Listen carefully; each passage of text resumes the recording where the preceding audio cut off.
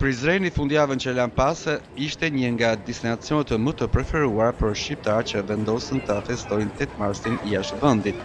Rrugët e qytetit historik patën një fluks me vizitorë nga Shqipëria, ku shëvica ishin gra dhe vajza, në mesin e tyre edhe nga Kuksi që zgjodhen Prizrenin për një ditë të feste, shëtitje dhe drekë me shoqëri. Moti i mirë pranveror solli një atmosferë të gjallë në qendër të qytetit me kafenetë dhe sheshi Shatërvan plot gjatë gjithë fundjavës. Megjithatë, Prizreni nuk ka qenë vetëm një destinacion, edhe qytetet tjera të Kosovës kanë parë një rritje të vizitorëve nga Shqipëria që kanë shfrytzuar fundjavën dhe festat e marsit për një udhëtim të shkurtër përtej kufirit.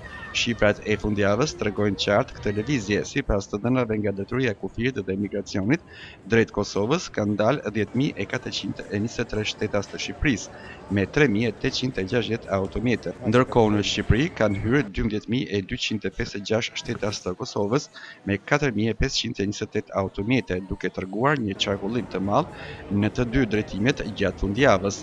Në Prizren kjo është parë qartë edhe në pikat e tjera argëtuese e historike të qytetit, ku grupe grash dhe vajzash janë parë duke bërë foto dhe duke shijuar restorantet tradicionale të qytetit.